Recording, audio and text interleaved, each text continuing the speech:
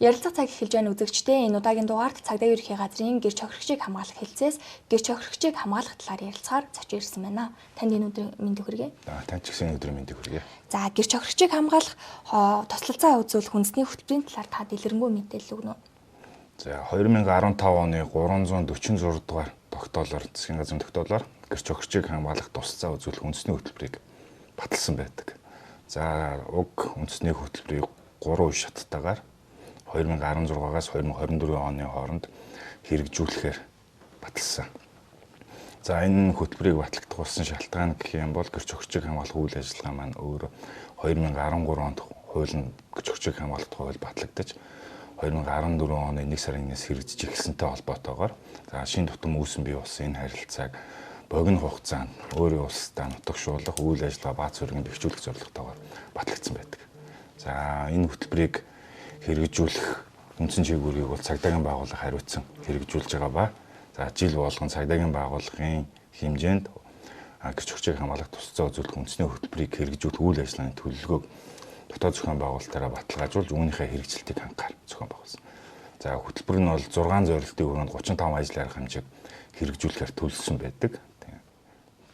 Яг энэ хөтөлбөрийг хэрэгжүүлснээр ямар ач холбогдолтой юм бэ? Тэгэхээр 2016 оноос эхэлсэн гэдэг лээ шүү дээ, тий. Тэгэхээр одоо энэ хөтөлбөр маань ер нь бол үргэлжлээд бараг 6-7 жил болсон гэсэн үг. Тэгэхээр 7 жилийн хугацаанд ямар үр дүнтэй байв? Ямар ач холбогдолтой юм? За би сая дурдсан 6 зорилт өрөөнд гэсэн.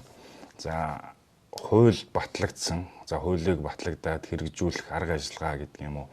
Хамгаалалттай холбоотойгоор хэрэгжүүлэх журам. За түүнийг дагаад эрх зүйн зохицуултыг боловсронгуй болгох чиглэлээр за энэ гэр чохирогчийг хамгаалах үйл ажиллагаанд оролцогч хууль сахиулах болон өөр бус төрийн бус байгууллагуудыг сурган дадлгажуулахын чиглэлээр мэдээлэлээр хангах гэсэн асуулга байна. Дээрээс нь ижил чиглэл бүхий гадаадын бусад орнуудын тэргуун туршлагыг судлах гэсэн асуудал байна. За хамгаалах байрны үйл ажиллагаатай холбоотой мэдээлэл. За хамгаалтанд өөрөө бас нэлээдгүй техник хэрэгслүүдийг үйл ажиллагаанд ашигладаг. За энэ төрлийн техник хэрэгслүүдийг хамгаалтанд ашиглаж судалгаа хийх түнд нийцүүлээд хамгаалтанд ашиглах боломж олцыг нэмэгдүүлэх гэсэн асуудлуудын хүрээнд бол энэ ажил явж байгаа. Нэгсэндээ дүгнэлт хэлэх юм бол үндэсний хөтөлбөрийн талаар иргэд олон нийт маань мэдээлэлтэй болж за би хамгаалуулах эрхтэй хамгаалтанд хамрагдсанаар ямар ач холбогдол үүсэх вэ? Түүн дээр улбарлаад үүний дагуу хэрэгжүүлэх байгууллагуудын материалын бааз зурнууд бичнэ гэж агуулгаж байна. За гэр чохирогчийг хамгаалах тухай хууль заасан хамгаалтын арга хэмжээний хэлбэр төрлийн талаар та дэлгэрэнгүй мэдээлэл өгвөл ямар одоо хэдэн төрөлтэй байдیں۔ Энэ нь өөртөө тусдаа ямар онцлогтой юм, тэгээ юугаараа ялгаатай юм. Гэр чохирогчийг хамгаалах тухай хуульд хамгаалтын арга хэмжээний хоёр төрлийг бол зааж өгсөн байдаг. За үүнийг нь бол аюулгүй байдлын хамгаалтын арга хэмжээ, за сэтгэл зүйн хамгаалтын арга хэмжээ гэсэн хоёр үндсэн төрөлтэй. Аюулгүй байдлын хамгаалтын арга хэмжээ нь бол дотроо 9 төрлийн хэлбэрээс бүрдэж байгаа. За үүнийг дурдах юм бол урьдчилан сануулгах аюулгүй байдлын хамгаалтын арга хэмжээ, тодорхой үйлдэлийг хязгаарлах, биежилсэн хамгаалалт, аюулгүй газар түр байрлуулах, нэг бүрийн тусгай хэрэгсэл, тусгай техник хэрэгслээр хангах, за мэдээллийн нууцлалыг хангах, за онцгой төрлийн хамгаалтын арга хэмжээ гэж нэршилтэй баримтчиг солих, нүүлгэн шилжүүлэх, гадаад төрхийг өөрчлөх гэсэн 9 төрлийн хамгаалтын арга хэмжээс бүрдэж байгаа. За гэр чохирогчид учирч болох аюул занал хийллийг тооцож үзээд эдгээр 9 төрлийн хамгаалтын арга хэмжээс аль нөхцөл байдлыг тохируулаад боломжит за хамгаалтанд авагдсан гэр чохирогч болон тэдгээрийн хамаарал бүх этгээд аюулгүй байдлыг хангаж болохоор аль төрөл нь шаардлагатай вэ гэдгийг бол энд хэрэгжүүлнэ гэсэн үг. Тэгээ урьдчилан сануулгах гэдгийг нь дурдах юм бол гэр чохирогчтой уулзах харилцаа холбоо тогтоохыг оролдож байгаа гинтэрэг үйлцэн этгээд болон тэдгээрийн хань харилцааны зүгээс за та бүгдийн хийж байгаа энэ үйлдэл чинь гэр чохирогчд нөлөөл болжгүй магадгүй үүнээс улбалаад амнаас эрүүл мэнд нэрсэл учрж болжгүй болохоор тодорхой төрлийн хязгаарлалт тогтоосон зүйлсүүдийг хийж болохгүй шүү гэдгийг бол урьдчилан сануулж мэдэгдэх хэлбэртэй. За тодорхой үйлдэлийг хязгаарлах гэдэг нь за одоогийн яг практик гэдэг юм уу жишгээр хамгаалтанд авагдсан иргэнтэй гинтэрэг үйлцэн этгээдийн зүгээс уулзах харилцаа холбоо тогтоох үйлдэлүүдийн хязгаарлалт тогтоож байгаа арга хэмжээ гэж ойлгож болно. За биежилсэн хамгаалтанд бол амь насанд нь нэрсэлтэй нөхцөл байдал үүссэн тохиолдолд тухайн эдэдийг хамгаалтын арга хэмжээ хэрэгжүүлэгч буюу за манай гэр чохирогчийг хамгаалах хэлцээс томилогдсон алба хаагч нар бол хажууд нь биечлэн дагах хэлбэртэйгээр зохион байгуулна. За аюулгүй газар түр байрлуулах гэдэг нь амьдрах орчин нөхцөлийг аюулгүй байдлах зорилгоор За бидний зүгээс гэдэг юм уу, манай хилцээний зүгээс бэлтгэсэн байр нь байрлуулах агуулга болно. За тусгай техник хэрэгслэлээр буюу би үндэсний хөтөлбөрийн зорилтын дээр хамаатуулж хэлж ирсэн техник хэрэгслийн тусламжтайгаар иргэний аюулгүй байдлыг хангах чиглэлээр асуудал. За баримт бичиг солих гэдэг нь тухайн иргэний мэдээллийг өөрчлөх хэлбэртэйгээр за тодорхой төрлийн зааж өгсөн баримт бичгүүд дээр нь өөрчлөлт хийх байдлаар зохион байгуулдаг юм. За нүүлгэн шилжүүлэх гэдэг нь амьдарч байгаа орчин нөхцөлийг нь өөр бүс нутагт гэдэг юм өөр орон зай өөр орон нутагт аваачих хэлбэртэйгээр зохион байгуулна. За гадаад төрхийг нь өөрчлөх гэдэг нь тухайн хамгаалтанд давагдсан иргэний гадаад төрхийг нь бусад этгээдүүд хараад танигдахгүй хэлбэртэйгээр шилжүүлэх байдлаар тухайн иргэний аюулгүй байдлыг хангах асуудлууд бол энэ дээр дурддагдж ярьдаг. 2022 оны байдлаар нийт хэдийн иргэнд тусламж үйлчлэгээ үзүүлсэн байна?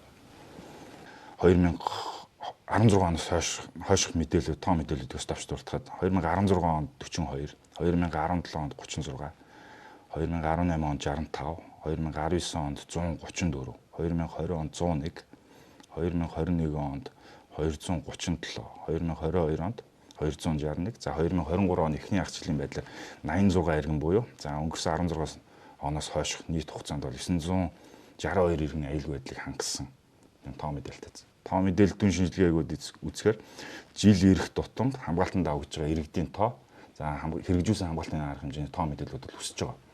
За энийг юу гэж авч үзэж байгаа вэ гэхээр иргэдийн эрх зүйн боловсрол гэх юм уу хамгаалтанд давагдах эрхийн талаар мэдээлэлтэй болсноо шалгаж байгаа нийт гэмт хэргийн гэрч хогш нар маань хамгаалтанд орё гэсэн хүсэлтүүдийг ихээр гаргаж ирж байгаа. Нөгөө талаасаа гэх юм бол гэмт хэрэг толбогдсон этгээдүүд нь гэрч хогштой нөлөөлөх байдал бол бас төдий хэмжээгээр бол өсөж байна гэдэг бол тоон судалгааны мэдээлэлүүд бол гарч ирж байгаа. За хамгаалагчид үзүүлдэг тусалцааны талаар бас дэлгэрэнгүй мэдээлэл өгнө. Аюулгүй байдал болон сэтгэл зүйн хамгаалтын арга хэмжээг хэрэгжүүлэхийн зэрэгцээгээр бас за мөн гэрч хогчийг хамгаалах тухай хууль заасны дагуу хууль зүйн тусалцаа, сэтгэл зүйн тусалцаа, эрүүл мэндийн тусалцаа, нийгмийн бусад тусалцаа гэх дөрвөн төрлийн тусалцаа үзүүлэх ажлаар хамттан хэрэгжүүлдэг. Гэхдээ хамгаалуулж байгаа иргэнд маань хэрэгцээ шаардлагатай байгаа тусалцааг нь бол нөхцөл байдлаа тохируулаад бол үзүүлдэг гэж ойлгож байна. За хууль зүйн тусалцааг гэрч болон хохирч нар маань хуулийн чиглэлээр мэдээлэл гэдэг юм уу тусалцаа үзүүлэх хэрэгцээ шаардлагатай байна гэсэн тохиолдолд бид нэр харилцагч байгууллага, хуульчдын холбоо болон өмгөөлөгчдийн холбоо зэрэг байгууллагуудтай хамтарч за өмгөөлөгч томилуулан тухайн иргэнд бол хуулийн чиглэлээр мэдээлэл өгөх ажлыг зохион байгуулж байна. За сэтгэл зүйн тусалцаа үзүүлэх асуудлыг бол хамгаалтанд давагдсан иргэний сэтгэл санааны байдлыг доктортой байлгах. За хэрэг шийдвэрлэх ажиллагаанд ач холбогдолтой гэсэн мэдээллүүдийг үнэн зөв бодитоор гаргаж байдлаар сэтгэл зүйн тусалцаа үзүүлэх ажлыг бол үзүүлдэг. За энэ сэтгэл зүйн тусалцааг бол манай гэрч хөгжийг хамгаалах хэлтсээр ажилладаг мэргэжлийн сэтгэл зүйч нар бол үзүүлэх. Сэтгэл зүйчдийн баг үзүүлэх ажлыг бол зохион байгуулж байна. За эрүүл мэндийн тусалцаа үзүүлэх асуудлын өрөөнд бол хамгаалтанд давагдсан гэрч хохирогчид эрүүл мэндийн тусалцаа үзүүлэх хэрэгцээ шаардлага үүссэн тохиолдолд тухайн иргэнд эрүүл мэндийн тусалцааг бол үзүүлнэ. За энэ харилцааг бол хууль зүйн сайд бол эрүүл мэндийн сайдын хамтарсан тушаалаар баталсан тусалцаа үзүүлэх журмын өрөөнд бол үзүүлж байгаа. За нэг зогс дурдах юм бол өмчийн хэлбэр болон нутаг дэвсгэрийн хариулт харгалзсан эрүүл мэндийн байгууллагуудад гэрч хохирчийг хамгаалах тухай хууль заасны дагуу хамгаалтанд авагдсан иргэнд тусалцаа үзүүлэх үүрэгтэй гэх байдлаар бол оролцсон байдаг. За нийгмийн бус тусалцаа гэдэг нь бол амьдралын анхан шатны хэрэгцээ зүйл, сурж боловсрох, өмсөх, ахан хэрэгцээний зүйлсүүдийг нь тусалцаа үзүүлэх байдлаар үзүүлж байгаа арга хэмжээ. За үүн дээр бол насан туршийн хүүхдийг сурж боловсрох үндсэн хуулиар олгогдсон суурь эрхийн хүрээнд нь тухайн иргэнийг хамгаалтанд байж авах хугацаанд нь орон нутгаас гэвэл Улаанбаатар хотод авчирд Улаанбаатар хотын тодорхой бүс нутгаас өөр байр шилжүүлэх байдлаар бол ерөнхий боловсролын сургуулиудад бол хамаатуулах асуудал байна. Хамруулж ойлгоно. За иргэн яг ямар тохиолдолд хамгаалтын арга хэмжээнд хамрагдах ёстой юм бэ? Хүсэлтийг хаана хандаж өгөх ёстой гэдэг вэ? Гэрч хохирчийг хамгаалах тухай хууль, эрүүгийн эрх хэн шийдвэрлэх хуулийн 13 дугаар бүлэгт зааснараа иргэн өөрийн амь нас эрүүл мэндэд эрсдэл учирч болзошгүй талаар хүсэлтэй хамгаалтын арга хэмжээнд хамрагдах хүсэлтэй мөрдөн шалгах ажиллагаа явуулж байгаа буюу мөрдөгчд хүсэлтэй гарах зохицуулттай хуулийн хүрээнд бол. Тэгэхээр цагдаагийн байгууллагын дээр шалгагдж байгаа эрүүгийн хэрэг дээр гэрч хохирогчуд нь тухайн хэрэг шалгаж байгаа мөрдөгчдөө аюулгүй байдлыг хамгаалах хүсэлтэд гаргана гэсэн үг. За мөрдөгч тухайн гэрч хохирчоос болон түүний хуульч нийтлүүлэгч өмгөөлөгчөөс гаргасан аюулгүй байдлыг хамгаалах талаар гаргасан хүсэлтийг хүлээж аваад тухайн хэрэг дээр хяналт тавьж байгаа прокурортоо оролцогчийн аюулгүй байдлыг хангах саналаа хөргүүлснээр прокуророос тогтоол гаргаснаар аюулгүй байдлын хамгаалтын арга хэмжээнд хамрагдах боломж нь бол эрх нь бол үүснэ гэж ойлгож байна. За мэдээлэл өгсөн танд баярлалаа. Баярлалаа.